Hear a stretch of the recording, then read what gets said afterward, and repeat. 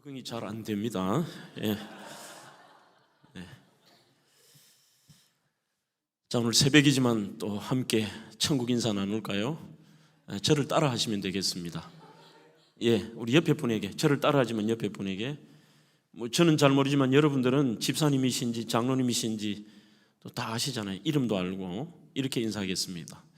집사님과 저는 100년 뒤에 같은 곳에 있을 것입니다. 그렇게 인사하십시오.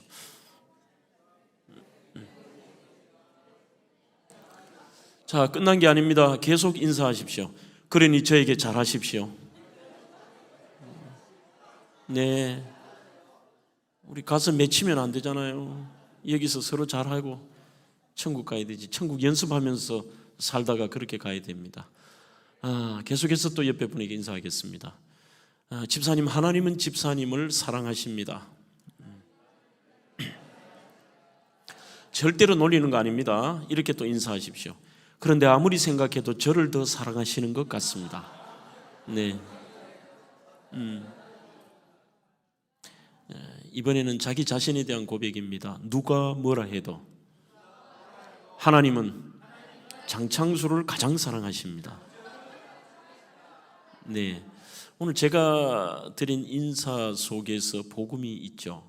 제가 복음이라는 말이 아니고 우리가 믿는 그 예수 그리스도로 말미암아 사주의 은총을 누리고 우리가 가야 할 곳은 동일하다는 겁니다. 늘 천국 소망으로 살자는 것이고요. 그 다음에 두 번째 인사는 상대방을 향해서도 저분의 삶이 어떠하든지 나에게 어떠하든지 저분도 하나님의 사랑받는 존재라는 인정입니다.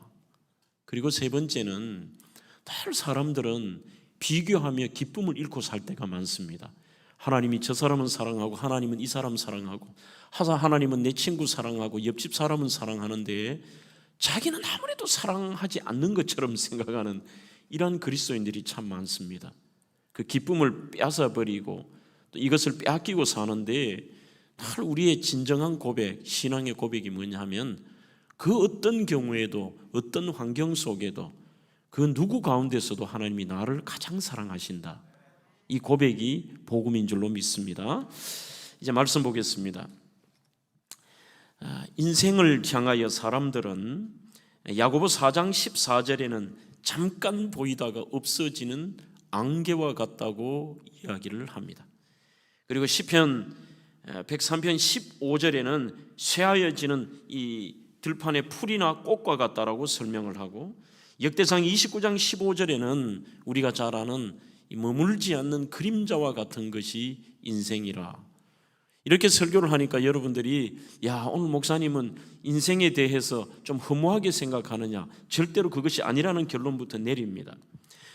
그렇기 때문에 이 인생은 우리가 함부로 살 수가 없죠. 토마스 칼라일이라는 분은 이렇게 이야기를 합니다. 평범한 사람들은 단순히 나에게 주어진 이 한 번뿐인 인생의 시간을 어떻게 보낼까만을 생각합니다. 이 시간 어떻게 보내지? 그러나 지혜로운 사람은 그 시간을 내가 어떻게 바르게 사용하며 보낼 것이냐, 이 고민을 한다는 거죠. 우리에게 주어진 이 그림자와 같은 인생이고 빠른 인생에 대해서 우리가 어떻게 바르게 사느냐. 여기에 대해서 토마스 칼라일은 목적 없이 사는 사람은 키 없는 배와 같다. 한낱 떠돌이고 아무것도 아닌 인간이라고 밖에 부를 수 없는 사람이다. 그러면 가장 불행한 인생은 누구인가? 남들이 가진 것이 없는 인생이 아니다. 주어진 인생 목적 없이 살다가 세상에 없어질 것을 쫓다가 영원한 것을 바라보지 못하는 인생. 그 인생이 바로 아무것도 가진 것이 없는 불쌍한 인생이지, 물질 조금 없고 건강 조금 없고 내 삶에 어떤 가진 것에 대한 것이 없다고 해서 그 인생이 불행한 인생은 아니라는 것이죠. 여러분, 야고보 4장에도 인생의 특징을 세 가지로 얘기하는데 첫 번째는 굉장히 이 인생이 바쁘다는 거예요. 인생을 여러분들 바쁘지 않습니까? 바빠요. 굉장히 바빠요. 저는 하나님 앞에 좀 죄송한 것이 뭐냐 하면 이 시간이 지나면 지날수록 어제 리차드 포스터의 얘기처럼 좀 단순해져야 되고 좀 시간의 여유가 있으면 좋을 것 같아요. 하나님과의 그 묵상의 시간들, 또 조금은 이런 시간의 여유가 있으면 좋을 것 같은데 어찌 보면 가면 갈수록 더 바쁜 것 같아요. 너무 바빠, 너무 바빠. 이민사회뿐이 아니라 한국 사회도 뭐 아이들부터 청년들, 청소년들 전부 바빠요. 심지어는 어머니 뱃속에 있는 아이도 바쁜 것 같아요. 얼마나 바쁜지, 뭐 듣기 싫은 음악 들어야 되지, 먹고 싶은 온갖 거 먹어야 되지, 이 뱃속에서도 가만두질 않아요. 요즘 한국의 아이들 같은 경우는 뭐 초등학교 3학년만 돼도 집에 7시, 저녁에 10시 돼야 들어오는, 그거 하나는 제가 미국이 참 부러워요. 고등학생도 3시, 4시 되면 집에 오니까. 아멘. 뭔가 지금 한국 교육이 문제가 있는 것 같아요. 바빠. 너무 바빠. 바빠도 너무 바빠요. 진짜 바쁜 것을 위해서 바빠야 되는데, 이 목적 있는 바쁨이 돼야 되는데 굉장히 바빠. 한 번은 저희 교회에서 이렇게 2부 예배를 드리고 로비를 제가 나가서 걸어가는데 초등학교 3학년 된 아이가 확 하고 지나가요. 빨리 뛰면서. 제가 이름을 불렀어요. 누구야? 어디가? 이러니까 저보고 아주 짜증스러운 얼굴로 바빠요. 바빠요. 그러고 가더라고. 자기대로 바쁜 거야 이게 지금. 굉장히 바빠요. 두 번째 인생의 특징은 짧다는 것입니다. 여기에 대해서는 제가 더 이상 설명드릴 게 없습니다. 전부 공감하실 테니까요. 짧다. 세 번째는 내일 일을 알 수 없고 불확실하다는 것입니다. 잠언 27장 1절에 보시면 하루 동안에 무슨 일이 일어날는지 알 수 없으니 내일 일을 자랑하지 말라. 그렇게 이야기를 합니다. 우리 내일 모르잖아요. 진짜 하루 일을 몰라요. 이야, 제가 알칸사에서 연합집회 마치고 여기 오는데 믿으시지 않겠지만 22시간이 걸렸어요. 22시간. 우리 박 목사님께 너무 죄송한 것은 걱정을 끼쳐드려가지고 갔더니만 기상 때문에 못 간다고 해서 어떻게 방법이 없더라고요. 델타에서 호텔 잡아줘서 거기서 잡고 새벽에 3시 반에 나왔어요. 5시 30분 비행기를 타려고 나오니까 또 이 비행기가 또 문제가 있는 거죠. 시간 타고 있더니만 집 내려서 나가라고 그래요. 나가라고 그래서 나갔죠. 나가니까 이제 기장이 나와서 막 설명을 하는데 저는 그런 거 처음 봤어요. 무슨 기체 결함이라 해서 어느 정도 기체 결함이 아니라 그 말을 굉장히 심각한 걸 쉽게 하더라고요. 기체 어떤 브로큰 됐다는 거예요. 이게 뭐 부러지든지 뭐 하여튼 문제가 있는데 아찔한 거죠. 그걸 우리가 타고 중간에 이걸 알았다면 어떻게 될까? 그걸 그렇게 어떻게 행복하게 얘기할까요? 그러더니만 뭐 8시 30분으로 이게 또 늦어졌다 하더니만 또 11시 뭐 계속 그래요. 그 비행기를 타고 또 참 우리 와이프 어떻게 비행기를 제가 확인을 안 했다면 그렇게 잡아. 알칸사에서 여기 오는 것을 무슨 애틀란타에 가서 이리 오는 걸로 잡아놔? 제가 그 전에 한국에 부흥 집회를 가서 몰랐던 거죠. 그냥 알아서 잡아놓으라 했더니만 국내선을 저리 갔다가 다시 이렇게 오도록 만들어가지고 무슨 이 가까운 거리를 따져봤어요. 22시간 만에 어제 도착했다니까. 그것을 제가 알았으면 그랬겠을까요? 사람 진짜 모른다는 거죠. 내일 일을 우리가 알 수 없는 것이죠. 하지만 제가 이런 말씀은 첫째 염세주의적인 설교가 아니라는 얘기를 드리는 것은 그 의미 속에는 우리는 답을 알고 있기 때문입니다. 오래전에 우리 불렀던 찬양 중에 내일 일은 난 몰라요 하루하루 살아요 불행이 나요 행함도 내 뜻대로 못해요. 이러니까 한국인들의 마음속에는 내일을 잘 모른다. 그러니 오늘 하루하루 뭐 충실하자 이것도 있지만 뭐 내일 일은 모르는데 이런 의미가 있어요. 하지만 이 찬양의 영어 원래 원문의 찬양은 어떻게 되어 있죠? I know예요. 모르는 게 아니에요. 이게 I know who holds tomorrow 이렇게 돼 있잖아요. 나 안다는 거죠. 내일 일은 모르지만 나의 내일을 누가 잡고 계시는지는 나는 알고 있다는 거예요. 조금 전에 언급한 이 칼라일이라는 분은 그렇기 때문에 사람들은 늘 세 가지의 질문을 던지며 살아라 이렇게 이야기를 합니다. 첫 번째 질문, 인생아 너의 남은 때를 아느냐? 모르는 것이죠. 모르니까 우리는 하나님을 의지하고 어제 설교의 말씀처럼 현재 의무에 충실하고 그렇게 살 수밖에 없는 것이죠. 전도서 본문의 3장 1절에도 범사에 기한이 있고 천하만사가 다 때가 있나니 2절에 날 때가 있으면 죽을 때가 있고 다 때가 있다는 것이죠. 그러면 우리의 남은 때를 알지 못하니까 가장 중요한 시간은 지금이고요, 가장 중요한 장소는 여기예요. 우리의 남은 때를 모르니까 지금 현재 은혜를 받아도 지금 받아야 되고요. 야, 이번에 부흥 집회도 3일이 있으니까 뭐 오늘 아침에 못 받으면 저녁에 받지 뭐. 아니면 내일 받지 뭐. 아닙니다. 우리는 정말 내일 일을 알 수 없을 것이고 우리의 남은 때를 여러분들이 모르시기 때문에 모든 우리에게 하나님이 주어진 시간은 지금이고, 그리고 우리의 이 현재의 이 시간들, 사랑해도 지금 하는 거죠. 용서를 해도 지금 해야 되고, 은혜를 받아도. 성도들아 이 시간은 은혜 받을 기회로다. 믿읍시다, 받읍시다. 이후의 기회를 믿지 말아라. 어떻게 옛날 어른들은 가사가 하나하나가 이게 그렇게 직설적이면서도 정확합니까? 이후의 기회를 믿지 말아라. 믿지 마라. 두 번째는 인생아 너의 삶이 바른 삶이냐 이렇게 되어 있습니다. 우리 그리스도인들에게는 굉장히 중요한 질문이라고 생각합니다. 어떤 분은 굉장한 열정과 자신의 이런 비전을 가지고 열심히 하는데 그게 하나님의 원하시는 방향과 맞지 않을 때가 있습니다. 자기는 굉장히 확신에 차 있는데 남들은 다 상처받아요. 남들은 아니라고 생각할 때도 있습니다. 그렇다면 그 인생은 불행한 인생이죠. 늘 우리는 그것을 점검하고 질문을 던지는 거죠. 저 같은 경우도 내가 지금 하는 이 목회가 하나님 보시기에 바르냐? 이 바르냐라는 게 굉장히 중요한 거예요.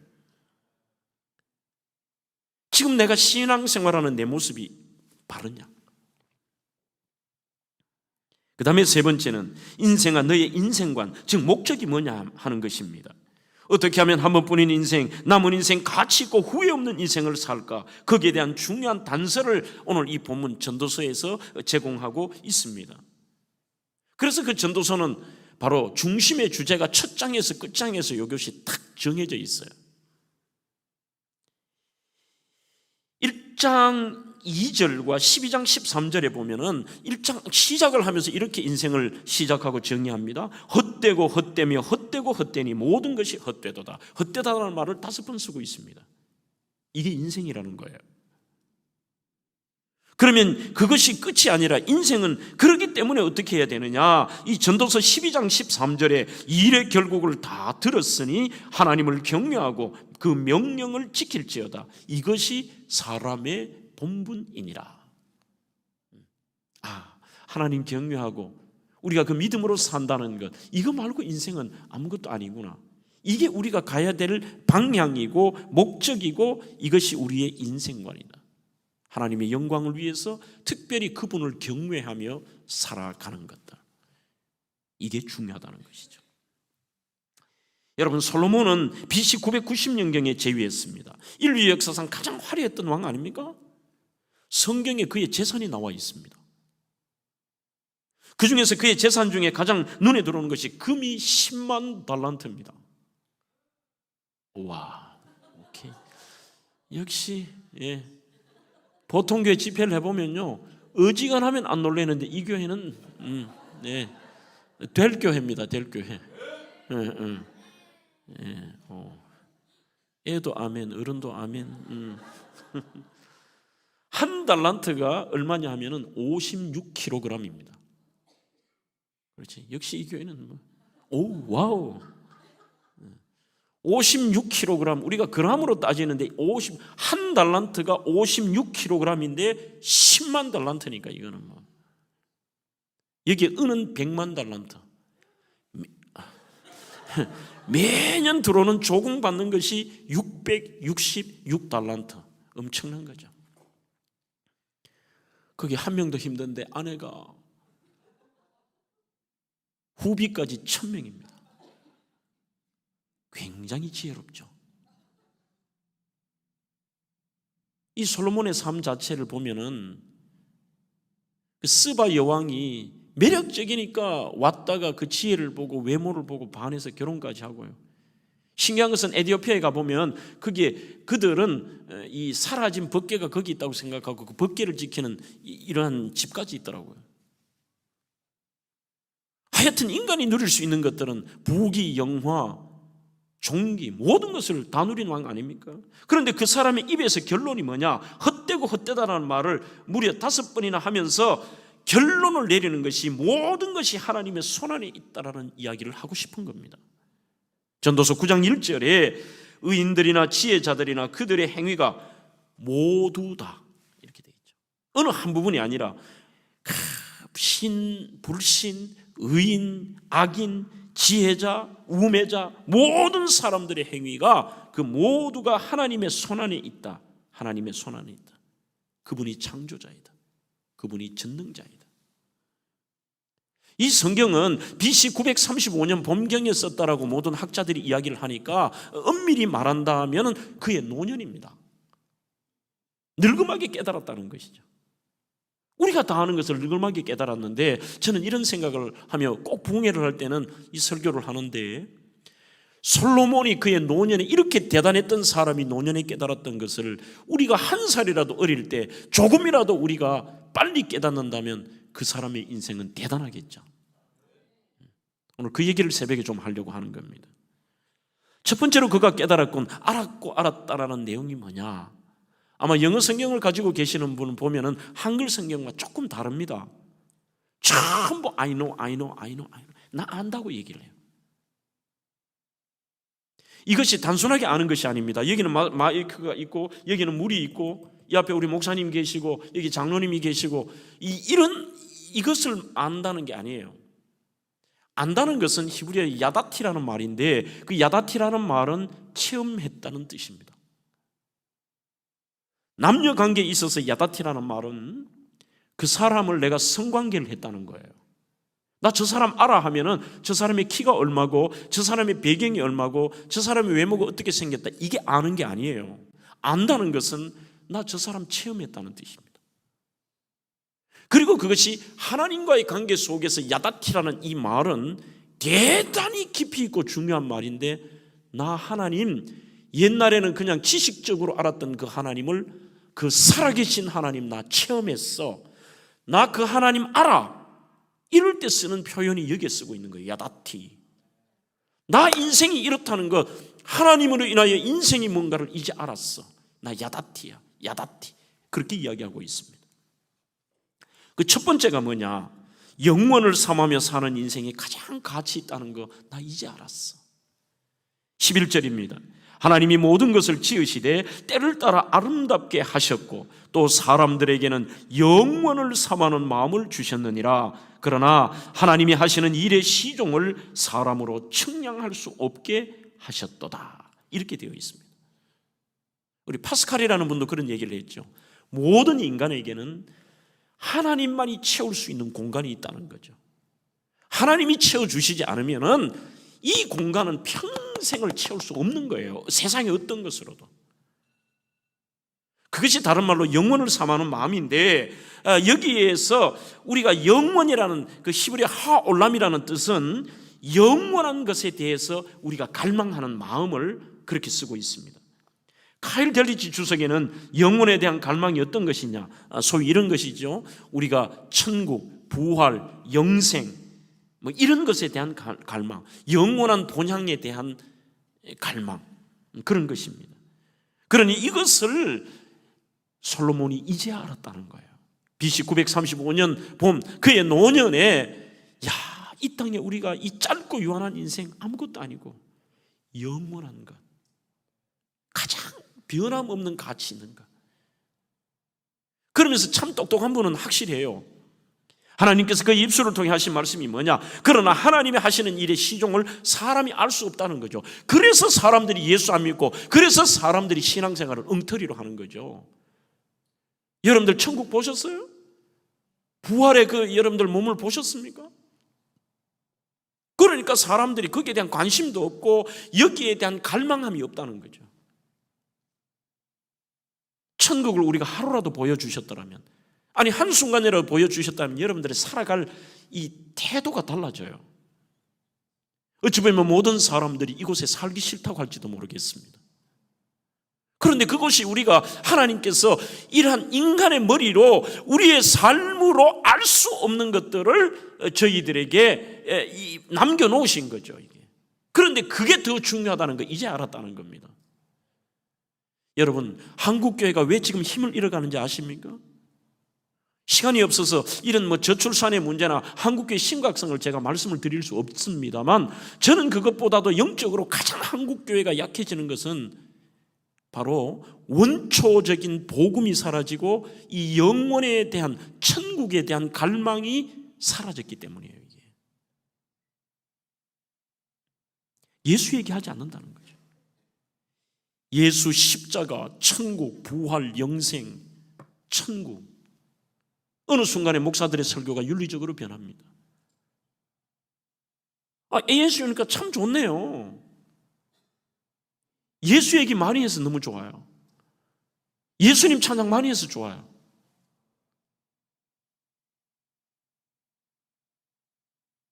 그 기독교의 본질인 예수의 피 묻은 십자가, 우리를 위하여 살찌기고 피 흘려주신 예수님의 그 십자가의 고결함이요,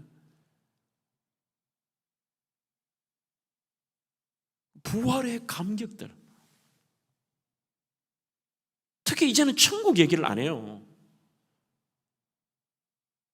제가 분당에 집회를 갔더니 굉장히 기분 나쁜 소리 하더라고요.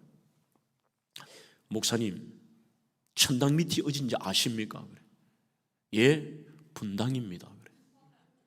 그까지는 괜찮았어. 이러더라고. 목사님, 이 분당에 계신 목사님들이 가장 싫어하는 곳이 어딘지 아십니까? 그래. 예, 1번 지옥입니다. 그래. 그까지는 또 이해했다. 2번 대구입니다. 그만큼 대구가 목회하기 어렵다는 얘기인데, 참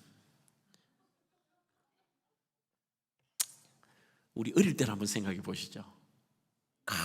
이 천국 찬양 아니에요? 나는 구원 열차 올라타고서 하늘나라 가지요. 왕왕왕왕 나는 왕자다. 하나님 나라에 나는 왕자다.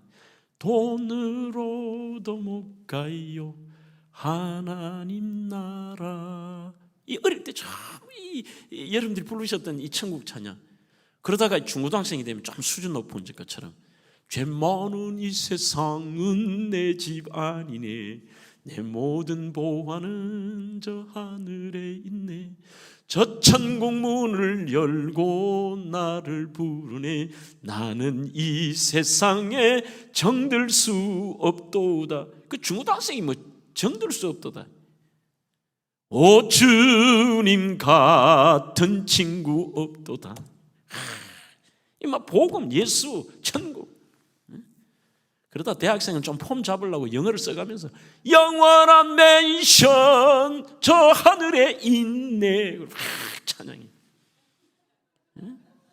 할머니들은요, 저 높은 곳을 향하여. 오늘 우리 찬양 마지막에 바꿉시다. 오늘 그 찬양 합시다. 우리는 한국에는 진짜 이 천국 찬양은요, 장례식 때만 한다니까. 그것도 인상 써가면서 슬퍼하면서 이 찬양 굉장히 전부 다 싫어하잖아. 날빛보다도 밝은 천국 믿는 마음 가지고 가겠네. 며칠 후 요단강 건너가겠네 하면 그 찬양 듣기도 싫어하잖아요. 이게 얼마나 우리에게 밝은 찬양인데요. 날빛보다 더 밝은 저 천국, 믿는 마음 가지고 가겠네. 천국 찬양을 부르지도 않고 관심도 없는 솔로몬이 그걸 깨달은 거예요. 666달란트, 여기서 어떻게 하면 조공을 더 받지? 이야, 내가 가진 게 10만 달란트인데 어떻게 하면 더 이제는 늘어갈까? 이거 웃긴다는 거예요. 이게 웃긴다. 저는 어릴 때에 찬양 중에 진짜 무서웠던 찬양이 하나가 있었습니다. 그것 때문에 믿음 생활 잘한 것도 있어요. 아마 다 아실 거예요.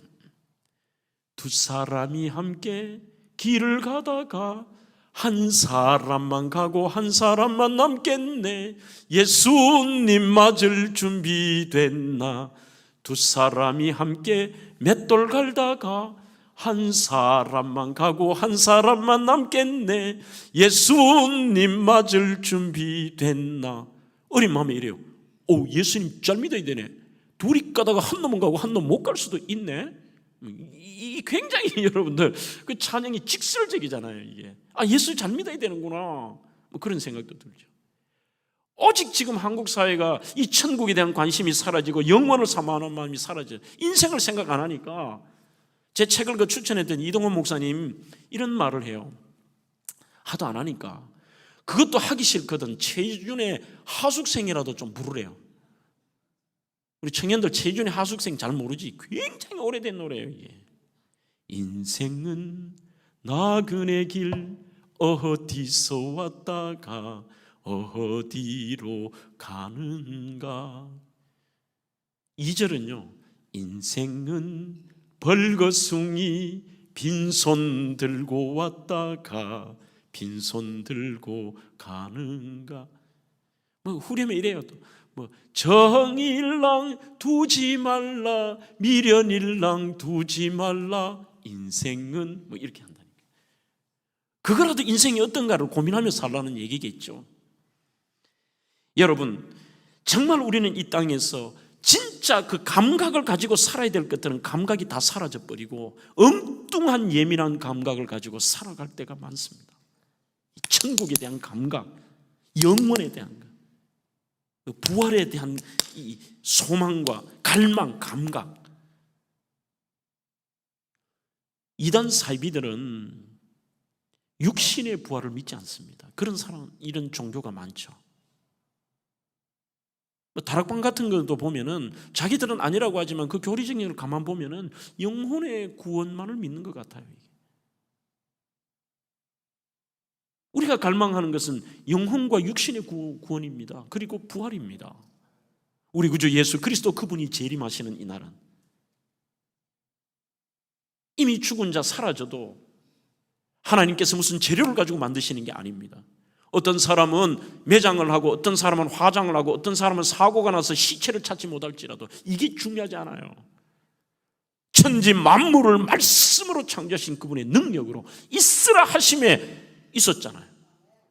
그때 우리는 가장 영광스럽고 가장 신령하고 가장 아름답고 가장 건강하고 가장 완벽한 모습으로 부활할 줄로 믿습니다. 기대가 되지 않습니까? 천국에 관해서도 많은 오해를 하고 살 때가 많습니다. 우리는 돌아갈 집이 있다는 것이죠. 안소니 데스테파노의 천국에 관해 알고 싶은 모든 것이라는 책이 있습니다. 국내도 번역이 됐어요. 오래된 책인데 이 책에 보면 수많은 그리스도인들이 이 잘못된 천국에 대한 생각이 있기 때문에 천국에 대해서 갈망하지 않는다는 거죠. 여러분들은 이렇지 않습니까? 구름에 쌓여 있는 것처럼 생각하고 안개가 좀 끼어 있고 하얗고 꿈결 같은 하얀 드레스를 입고 성가대 찬양하는, 그러니까 어떤 모습이냐면 청년들이 생각하기는 이 천국을 생각하면 전부 성가대 가운 같은 거 입고 가서 전부 할렐루야, 이 재미없는 것처럼 생각되는 거지. 이게 뭐 영혼이 떠돌아다니고 뭔가 자기가 이해할 수 있는 범위에서 이상한 생각을 천국에 대한 오해를 하고 있다는 거예요. 이 안소니는 이렇게 이야기합니다. 우리가 천국을 여행하기 전 우선 할 일은 드레스나 성가대 그림을 우리 마음에 깡그리 지워내는 것이다. 천국에 대한 그런 기념비적인 착각 때문에 얼마나 우리의 상상력이 심각한 타격을 받았는지, 아예 거기 가고 싶은 마음조차 사라지고 말았다. 천국의 기쁨, 황홀감, 행복을 묘사하기 위해 고안해낸 것이 오히려 몸이 건조하고 지루한 느낌을 주는 역효과를 내게 된 것이라는 거죠. 별로 가고 싶은 마음이 없도록 오히려 인간들이 그런 말들을 해버리는 거죠. 그는 계속해서 이야기합니다. 천국은 매우 구체적인 곳이다. 또한 이 천국은 보이는 구조물과 재료로 된 실제적인 차원감과 거리감을 가진 눈에 보이는 장소다. 뭔가 이 땅의 것과는 다르지만 없는 그냥 이런 영적이고 추상적인 존재가 아니라 실제하는 장소, 실제하는 거죠. 요한복음 14장에 나오는 주님께서 처소를 예비하신다고 하실 때에 이 처소라는 말이 헬라어로 테폰이라는 말입니다. 그거는 진짜 존재하는, 눈으로 볼 수 있고 만질 수 있는 그러한 존재, 숙소, 장소라는 거죠. 그것이 천국입니다. 여기에는 멋진 숙소가 있습니다. 그것은 바로 우리의 새 몸을 의미합니다. 또한 이곳은, 천국은 대단히 역동적인 곳입니다. 역동적인 것. 매일 반복되고 그냥 앉아서 예배만 드리는 그런 여러분들의 생각 속에 머물지 마십시오. C.S. 루이스라는 분은 천국의 특징을 기쁨과 설렘이라고 이야기합니다. 왜 제가 여러분들에게 웃은 이야기도 하고 기쁨을 강조하고 감사를 강조하느냐? 천국 연습하는 거예요. 천국 연습. 이 설렘이라는 말이 참 좋습니다.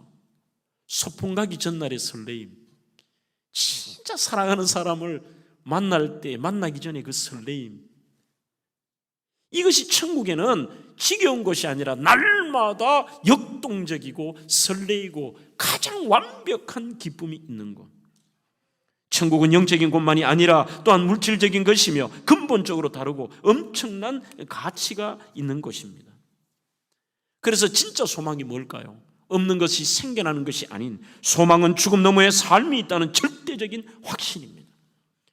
너나 확인 없이 사랑하는 사람을 여러분들이 잃어보신 적이 있습니까? 저는 작년이 참 힘든 한 해였습니다. 그렇게 사랑했던 우리 어머니가 천국 가셨고요. 이까지는 제가 견딜만 한데, 제 여동생 남편이 목회를 했습니다. 대구에서 그래도 사이즈가 있는 교회에서 목회를 했는데, 우리 여동생이 3살이 더 많아요. 많은데 49의 나이에 가난 말기로 갑작스럽게 우리 매제가 죽었어요.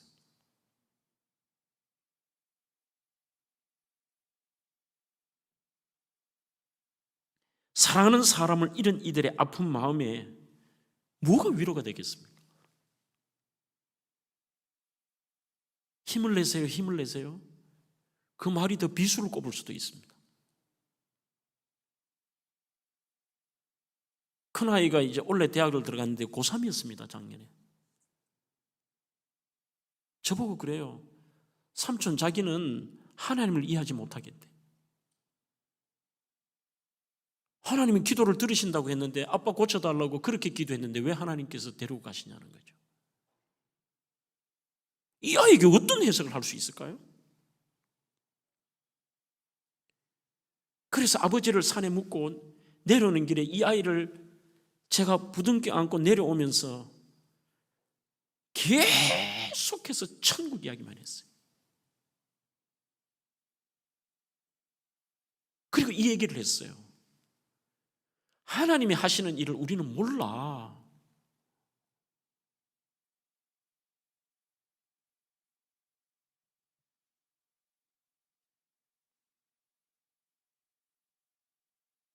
사랑하는 성도 여러분, 소망은 죽음 너머에 거기에 있습니다.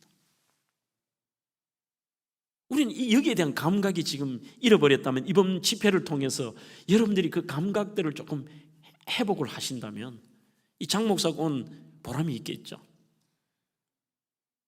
우리가 가야 될 그곳.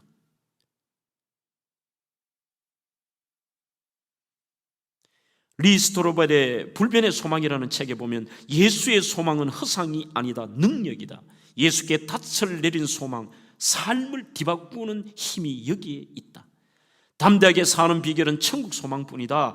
아버지의 집을 고대하는 것이 가장 가치 있는 기다림이며 우리가 천국을 바라며 살 때에 세 가지가 있다고 합니다. 첫째, 내 가치를 인정받는다.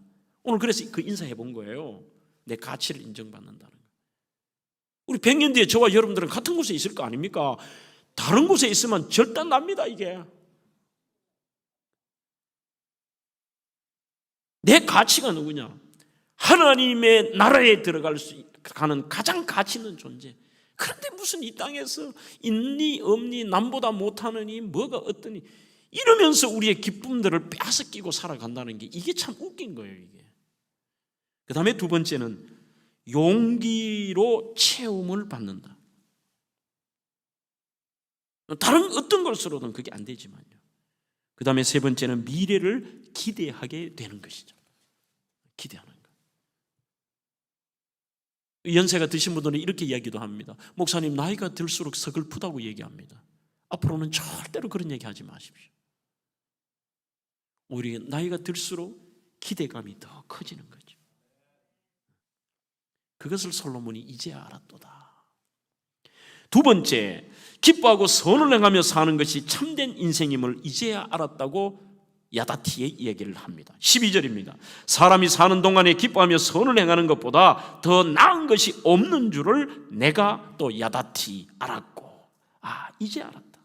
나 이 땅에서 왜 이렇게 인상 쓰며 이렇게 살았지? 내가 왜 베풀지 못하고 좀 더 늘 안으로 들어오는 것만 생각했지? 가장 큰 내가 선을 하고 베풀고 나누고 섬기며 살아가는 것, 그리고 기쁘게 사는 것이 참된 것이라는 것 이제 알았다. 이렇게 이야기합니다. 전도서 5장 19절에도 또한 어떤 사람에게든지 하나님이 재물과 부여를 그에게 주사 능히 누리게 하시며 재물을 받아 수고함으로 즐겁게 하신 것은 하나님의 선물이라고 되어 있습니다. 이 땅에서 예수 믿는 사람이 가난하게 살라는 얘기 아닙니다. 이 땅에서 그저 우리는 구질구질하게 살라는 얘기가 아닙니다. 열심히 여러분들 이민사회에서 열심히 사셔서 여러분들이 하나님의 주신 것들을 누리며 마음껏 드시고 마음껏 누리고 사는 것, 그거 잘못은 아니에요. 이게 하나님의 선물이라니까요. 아니 열심히 하며 살아서 우리가 누리고 사는 게 그게 무슨 죄예요? 선물이지. 그러나 하나님이 어떤 모습을 주든지 이 나그네 인생길 속에 우리의 삶에 자족하며 살라는 얘기입니다. 솔로몬이 그렇게 많이 가졌는데도 56kg 금덩어리를 10만 개를 갖고 있어도 기쁨으로 살지 못했다. 기쁨으로 살지 못했다. 분깃을 기뻐하며 자족하며 사는 것이 중요하다는 것입니다. 주님 안에서는 확실한 위로와 소망이 있기 때문에 어떤 경우에도 우리에게 주어진 여러분들을 절대로 그 기쁨을 빼앗기지 마십시오. 어떤 분은 작은 연약함 때문에 없는 것 때문에 그 기쁨을 빼앗긴다는 자체가 여행길에서 웃기는 겁니다. 제가 이번에 여기 오는데 이렇게 오래 걸렸고 힘든다 그래서 전혀 문제가 안 되는 것이 뭘까요? 여행길에서 좋은 경험이고 저는 좋은 설교거리를 얻은 거예요. 여행이니까.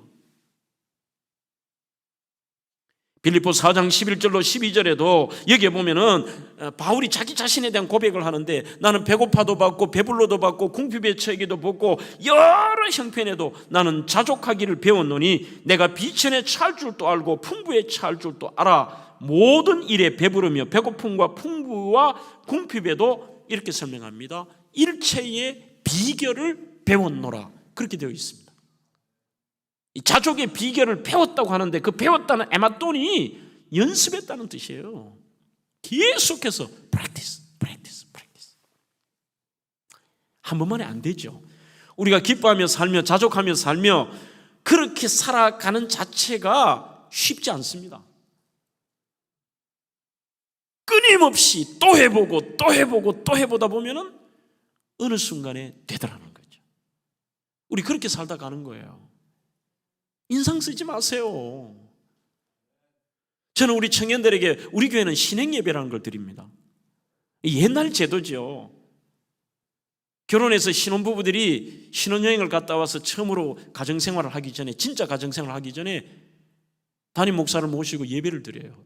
이 신행 예배를 드리면 이 아이들에게 정말 심플한 권명과 명령을 합니다. 야, 예 목사님, 재밌게 살아라. 재밌게 살아라. 그 재밌게 살라는 말 속에 전부 포함이 되어 있습니다. 자족하며 살아라. 기쁨 빼앗기지 말아라. 감사하며 살아라 하는 게. 그 말들을 제가 재밌게 살아. 이거는 저에게도 던지는 질문이며 또한 답을 저에게 던져보는 거죠. 목회도 재밌게 해야 됩니다. 남들이 보기에 그 자체가 굉장히 힘든 여정이어도 그 목회자의 마음에 기쁨과 재미가 사라져서는 안 됩니다. 목회도 재밌게 해야 되고요. 우리 장로님들 섬기는 것도 재밌게 해야 되고, 권사님들 사랑하고 기도하는 것도 재밌게 해야 되고, 청년들 믿음 생활 재밌게 해야 되는 거야. 아, 또 왜 새벽에 나오라 그러지? 재밌게. 우리에게는 확실한 위로와 소망이 있다고 그렇게 말씀을 드렸습니다. 사랑하는 성도 여러분들이요, 그 기쁨을 잃는 순간부터 우리는 그리스도인의 삶은 아닙니다. 조건이 중요하지 않습니다. 높은 산이 거친 들이 초막이나 궁궐이나 내 주 예수, 나의 주인 되신 그 주 예수 모신 그곳이 어디가 되어야 된다고요? 찬양 안 했습니까? 하늘나라잖아요. 그 하늘나라는 기쁨과 설렘인데 자족은 받아들이면 돼요. 그리스도인의 삶의 특징 중에 하나가 수용성입니다. 어떤 경우에도 받아들이는 거죠. 뭐 어떻게 할 거야? 제가 우리 박 목사님 믿어서 키가 많이 작은데 뭐 평생 왜 내 키가 이렇게 작을까? 뭐 어떻게 할 거야? 받아들이는 거지 뭐. 목회자도 평생을 괴롭게 목회하는 분들도 많더라고요. 인간적인 그런 목표를 가지고 작으면 적은 대로, 많으면 많은 대로, 잘생기면 잘생긴 대로, 못생기면 못생긴 대로, 크면 큰 대로, 작으면 작은 대로 자족하며 공평하다니까. 이게 또 제가 여러분들 이래봬도 이제 육군 학사장교 출신인데 수색 중대장을 했어요. 굉장히 거친 부대죠. 마지막 남들은 쉬는데 수색 중대장에서 죽을 고생했어. 그런데 그때에 유치하지만 이게 참 사람은 별것 아니고 공평하구나. 늘 어릴 때부터 저는 이 핸디캡이 키가 작다는 것도 있었고, 뭐 집안에 대한 핸디캡, 아버지에 대한 핸디캡, 가난에 대한 핸디캡, 키에 대한 핸디캡 이랬지만 예수 믿고 가장 좋은 것이 제가 그것을 극복했다는 거예요.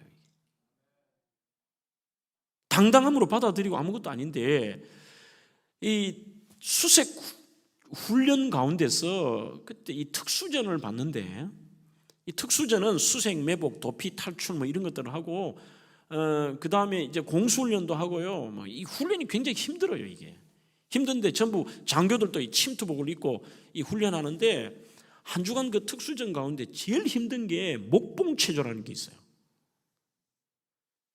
이 전봇대 같은 건 미군은 하는지 모르겠습니다. 전봇대 같은 이런 것들을 이렇게 군인들이 쫙 줄을 서서 메고 이렇게 해서 유격 이렇게 해요. 장교들을 힘들게 한다고 그 위에 소령 훈육관이 막 올라타요. 올라타면 막 너무 힘든 거야. 무거워서 막 유격. 그 훈련을 하루 종일 하고 나면 전부 장교들이 이렇게 해서 숙소로 와요.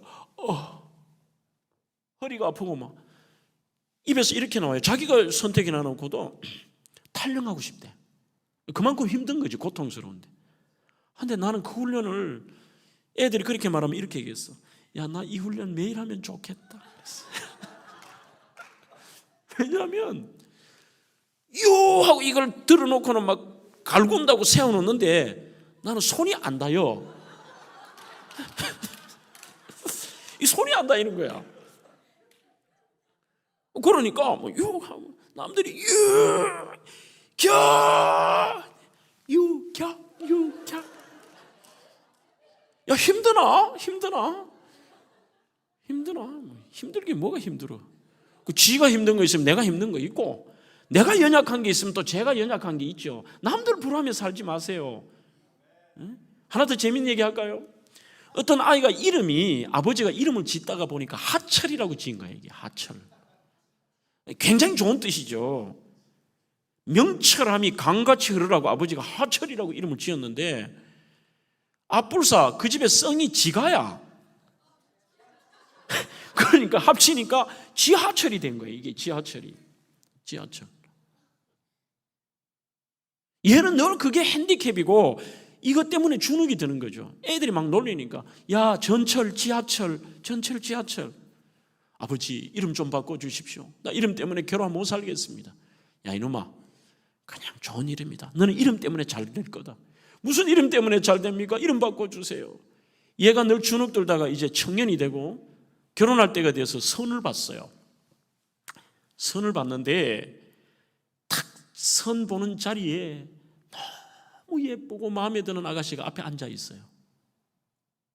급하게 부모님의 주선으로 나왔기 때문에 이름도 모르고 나왔는데, 이 아가씨의 첫 번째 질문이, 앞불사, 죄송한데 오늘 이름도 모르고 나왔네요. 이름이 뭐예요? 그래요. 예, 제 이름은 지하철입니다. 또 이것 때문에 안 되겠구나. 갑자기 이 아가씨가 호호호, 하철 씨와 저는 천생연분인가 봐요 그러더래요. 또 이거는 무슨 말이야?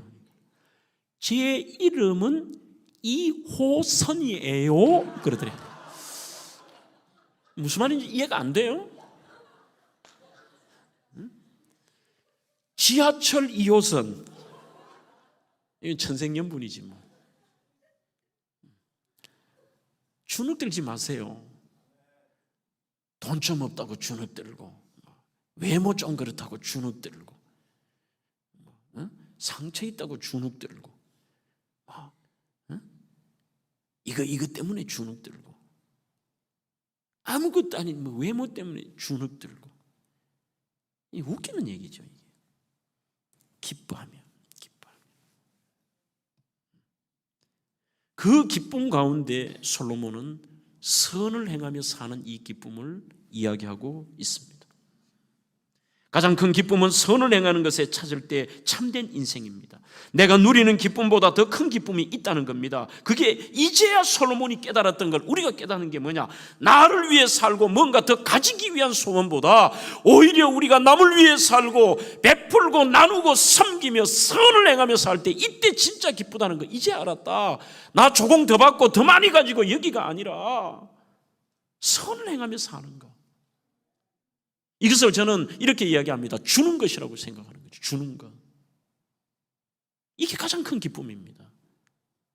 여러분, 받을 때가 행복해요? 줄 때가 행복해요?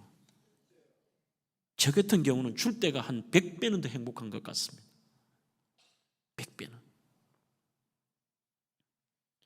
성경 사도행전 20장 35절에 보시면 이것이 바로 에베소 장로들과 함께 목회를 했던 바울이, 그가 이제 에베소를 떠나면서 밀레도라고 하는 곳에서 고별 설교를 한 것 아닙니까? 이게 마지막 설교라면 제일 중요한 말을 했을 겁니다. 그때 그는 이렇게 얘기합니다. 범사이에 내가 너희들에게 모본을 보였다는 거죠. 어떻게 살아야 되느냐 모본을 보였는데, 그 모본을 보인 것과 같이 내가 그 약한 사람들, 그들을 돕고 섬기고 이렇게 했는데, 그 중에 예수님이 하신 수많은 말들 중에 딱 한마디를 합니다. 주는 것이 받는 것보다 복이 있다 하심을 들을지어다. 예수님이, 주 예수께서 친히 말씀하신 바, 주는 것이 받는 것보다 복이 있다 하심을 너희들이 알라는 것입니다.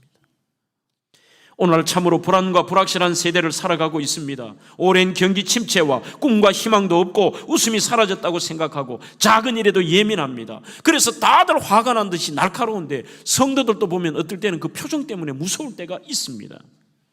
예전보다 훨씬 잘 먹고 잘 사는데도 사람들이 기뻐하지 않습니다. 경제적인 어려움, 불안한 미래, 끊임없는 경쟁, 취업 걱정, 미래 걱정, 질병과 죽음의 공포, 모든 걱정거리, 기뻐할 만한 것이 없다고 생각할 때가 많아요. 그러나 성경은 기쁨은 명령입니다. 기쁨은 명령이에요. 희한하게도 성경에 사랑이라는 단어가 굉장히 많이 나오는데 이 사랑을 명령으로 쓴 단어는 18번이 나옵니다. 너 사랑해야 돼. 18번. 하지만 기뻐해야 돼. 즐거워해야 돼. Be joyful. 너 항상 기뻐해라. 여기에 대한 즐거움과 기쁨에 대한 명령은 직간접 명령이 170회가 나옵니다. 사랑하라가 18번이라면 기쁨으로 살라는 게 170회.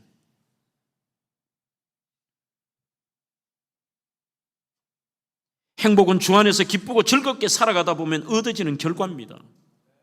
사람들은 행복하다 행복하지 않다 하는데 여러분들이 주 안에서 기쁘게 살다 보면 행복한 거예요. 그리고 조금 전에 말씀을 드렸듯이 이 기쁨은 훈련입니다. 끊임없는 훈련. 가장 기쁠 때가 줄 때.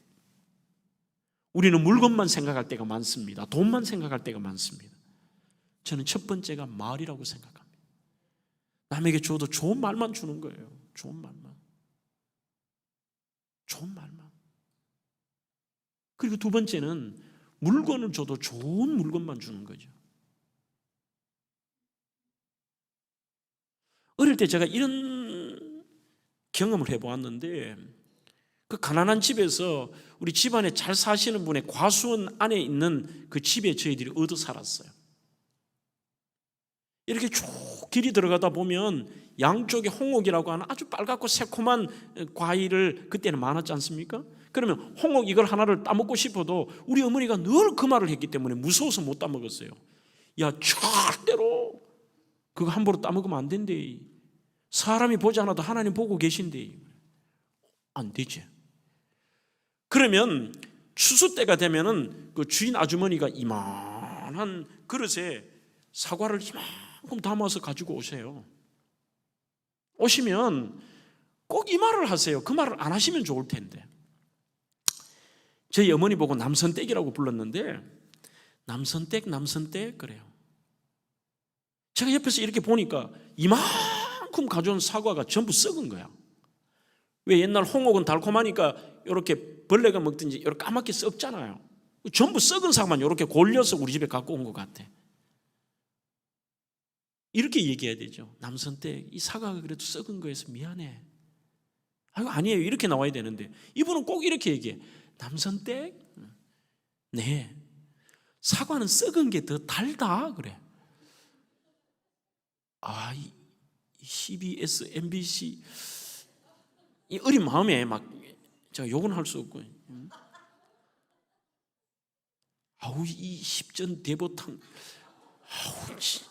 CBS 방송국 왜 그러냐면 받으면서도 너무 비참한 거예요 이게. 그래서 저는 그때도 결심한 거죠. 성경적인 아니지만 나는 남에게 줄 형편이 되면 좋은 것만 준다. 이 방송을 뭐 듣겠지만 우리 부목사님들은 1년에 제가 한 2번씩 바자회를 해요. 아무래도 이 담임 목사는 넥타이 선물을 많이 받아요. 넥타이 선물도 많이 받고 또 집회를 나가면 뭐 한국 같은 경우는 와이셔츠 이렇게 뭐 이 넥타이 이런 것들 이렇게 준비해 놓잖아요. 넥타이가 많으니까 어느 날 이래 보니까 우리 부목사님들 늘 같은 넥타이를 매시는 거예요. 그래서 그래 맞다. 또 명품 넥타이를 성도들이 해외 갔다 오시면 또 선물을 사오시고 또 이렇게 명절 때 선물하면 못 매겠어요 그 명품 넥타이는. 그러면 명품 넥타이 제가 안 맨 거 제가 아끼는 거 좋은 것만 일부러 골려. 제가 매기 싫은 게 아니라. 그래서 이만큼 깔아놓고 우리 밖에 지성전 담당하는 부목사님 3분 안에 계신 분이 7분인데 그 7분을 다 모아요. 모으고 가위바위보를 시켜 공평하게. 가위바위보 해서 이긴 분부터 넥타이를 하나씩 가지고 가. 어느 날 이래 보면은 어느 부목사님은 명품 넥타이를 딱 메고 하는데 전부 7분이 전부 내 넥타이를 딱 메고 나오는데 그렇게 행복한 거야 이게. 겪어본 사람만 알아주는 사람만이요. 그리고 여러분, 이 얘기는 제가 새벽에 좀 시간이 가지면 해야 될 것 같은데, 주면서 행복한데 때로는 주다가 상처받을 때도 있어요. 저도 과거에 그런 적이 있었어요. 한 10여 년 전인데, 지금 이사하기 전에 옛날 교회입니다. 신방을 하고 대신방을 하고 이렇게 돌아오는데 우리 노회 어느 목사님이 전화가 오셨어요. 장 목사님, 예 목사님. 그 선배 목사님이 그러더라고. 와이프가 지금 동산병원에 입원을 하셨는데 돈이 좀 부족하게 하시겠죠. 저보고 돈을 좀 보내달래요. 그래서 뭐 당장 제가 돈이 없어서 은행에서 현금 서비스를 받아서 70만 원인가 얼마를 바로 이렇게 보내드렸어요. 너무 보내드리니까 좋은 거죠. 저는 빚을 내서 줬으니까. 그래도 너무 좋더라고. 전화를 했죠. 이 목사님, 제가 방금 돈을 조금 보냈습니다. 그래요. 그래서 그분이 그 시골교회 목사님인데 얼마 보냈어요? 이래요. 그래서 제가 뭐 정확한 숫자는 70인지 100인지 모르겠습니다만 70만 원 보냈어요. 하여튼 이렇게 얘기를 했어요. 저는 빚을 내서 보냈죠. 그러자 그분의 첫 마디가 이렇게 해요. 좀 기분 나쁜 터로. 아니 큰 교회 목사가 그거밖에 안 보냈어요? 이래요. 와, 순간적으로 진짜 한번 욕이 나오더라니까. 에이 이 CBS 내가 무슨 저거 더 이상 제가 혹시나 그럴까 봐 그냥 전화를 끊었어요. 그 말을 욕을 먹고 전화를 끊었는데 돈 주고 욕 먹은 거지. 신방이 잘 안 돼요. 화가 나가지고 내가 왜 빚을 내서 주고 욕을 먹어야 되지? 그 다음날 새벽 기도 때 나와서 부목사님이 인도를 하시고 저 뒤에 앉아서 기도를 하는데 기도도 잘 안 돼. 참 저도 참 문제 있는 인간이죠. 앉아서 하는데 막 분해가지고 저거 다시 전화를 오늘 해서 인간아 내가 빚을 내줬는데 돌려달라 그럴까? 저걸 한번 갈아줄까? 막 이런 생각이 드는데 가만히 앉아 있는데 저에게 강력한 이 터치가 있었어요. 이런 마음에 강력한 음성이 있었는데 이랬어요. 야, 장 목사, 너 평생 받으며 살래? 주며 살래? 그래.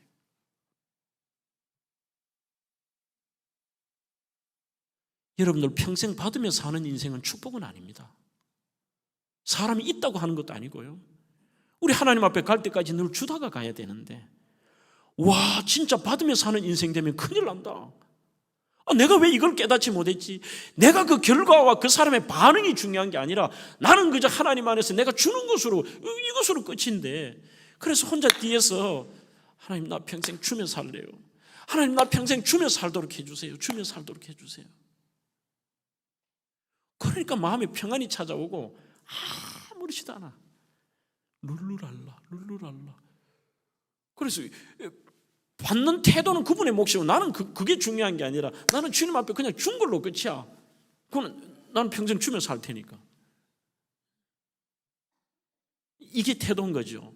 절대로 여러분들 우리가 이 기쁨을 누리면서 남들의 반응 때문에 분위기 때문에 절대로 상처받지 마십시오. 그래서 나는 주는 것으로 그 기쁨을 누리는 거고 감사한 거죠. 줄 수 있는 것에 감사하고 첫째는 좋은 말을 주고 좋은 물건을 주고 세 번째는 좋은 분위기를 주고 네 번째는 좋은 영향력을 주는 거죠. 그 사람만 가면은 교회가 작살이나 그 사람만 가면 전도회가 작살이나 이거 문제 있는 거예요. 그 사람이 가면 그게 주는 거죠. 좋은 영향력을 주는 거죠. 그 사람만 가면 밝아져요. 그 사람만 가면 기뻐져요. 그 사람만 가면 재밌어요. 그 사람만 가면 살아나요. 이게 우리가 좋은 것을 주는 것입니다. 마지막 세 번째로 하나님을 경외하며 사는 인생만이 참된 것임을 이제야 알았다고 고백을 합니다. 14절입니다. 무릇 하나님이 행하시는 것은 영원히 있을 것이라. 이것이 어떻게 하는 것이냐 하면은 더할 수도 없고 덜할 수도 없나니 하나님이 이같이 행하시면 사람으로 그 앞에서 이 단어가 중요합니다. 경외하게 하려 하심인 줄을 내가 야다티 했다. 경외라는 이 히브리어 야레라는 말 하나님의 권위와 거룩하심에 대해 공경과 두려움을 가진 태도입니다. 그렇지만 여러분, 희한하게도 우리가 하나님을 두려워하고 살면요, 복이 따라옵니다. 시편 128편 1절에 보면은 여호와를 경외하며 그 도를 행하는 자마다 복이 있도다라고 얘기합니다. 시편 128편 1절에. 그 외에도 많은 곳에서 희한하게도 우리가 하나님 의식하며 살고 하나님 두려워하며 사니까 희한하게도 복이라는 단어가 같이 따라온다니까요. 여호와를 경외하며 그 도를 행하는 자마다 복이 있도다. 우리는 경외라고 하면 공포감을 생각하는데 아닙니다. 로널드 머피라는 분은 절대로 경외는 공포감을 말하는 것이 아니라 하나님께 대한 경배심, 공경심을 아울러 갖는 두려움을 말하는데 인간이 하나님께 가져야 할 가장 긍정적인 신앙의 자세라고 되어 있습니다. 너무 두려워하면 그거는 단순한 이게 공포지만요, 너무 사랑하면요 좀 두려워져요. 우리 청년들 잘 들어. 사귈 때도 연애할 때도 남자가 왜 이런 함부로 아주 막 유머러스하고 함부로 대하는 거 있잖아. 딱 자연스럽게 하고 막 이렇게 함부로 대하는 거. 그 사람은 아무리 잘해줘도 결혼하면 안 돼요.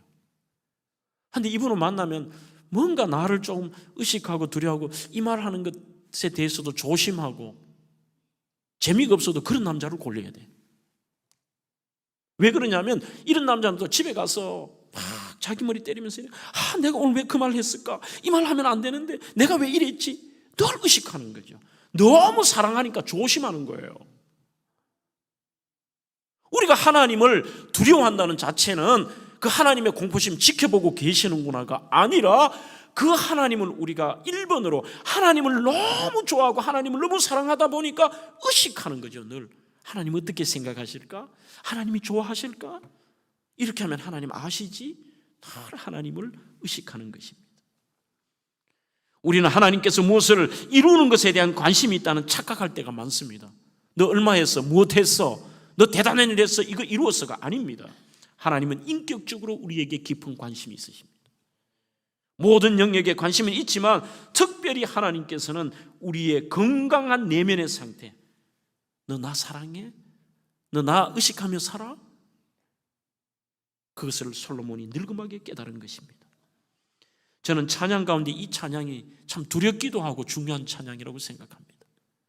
말씀 그대로죠. 시편에 나의 입술의 모든 말과 나의 마음의 묵상이 주께 연락되기를 원하네. 생명이 되신 주, 반석이 되신 주, 나의 입술의 모든 말과 나의 마음의 묵상이. 그러니 내가 하는 모든 말과 내 생각까지도 하나님 앞에 연락, 기도가 되고 예배가 되고 찬양이 되기를 원한다. 그건 한마디로 하나님 의식하며 산다는 겁니다. 결론을 내려보겠습니다. 저는 그것을 이런 단어를 적어보았습니다.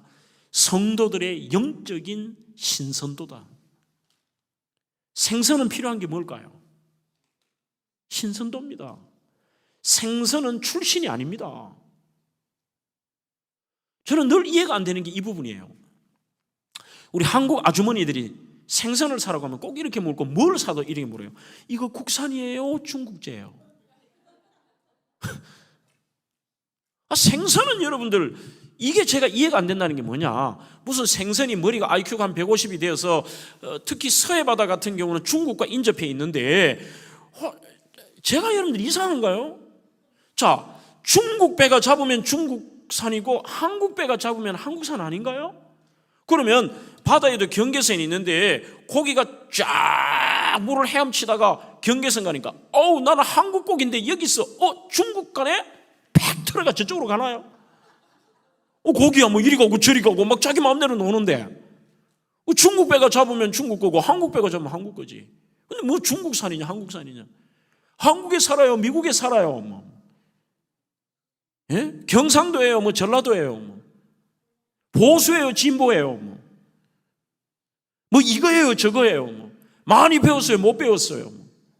많이 가졌어요? 못 가졌어요? 이게 웃기는 거예요. 이게 그게 중요한 게 아니라 우리의 삶이 어떠하든지 하나님 앞에 오히려 생선은 나 중국산이에요, 이게 한국산이, 이게 중요한 게 아니라 이 눈알이 보면은 신선하고 이게 누르면은 올라오고 이게 탱탱하고 신선한 거, 이게 중요한 거죠. 이게 피둥피둥하고 이게 신선한 거.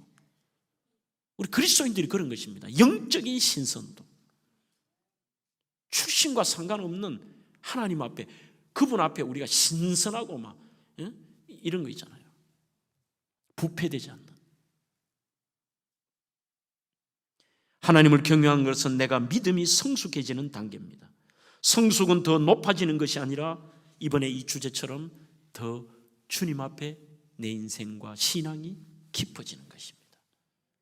사랑하는 성도 여러분, 솔로몬이 늙음하게 깨달았던 것, 우리는 빨리 깨달아야 됩니다. 그것이 지혜자입니다. 그 첫 번째가 바로 우리는 영원을 사모하는 마음, 이 감각을 잃지 마십시오. 그리고 이 땅에서 주님 때문에 기뻐하며 사십시오. 선을 행하며 사십시오.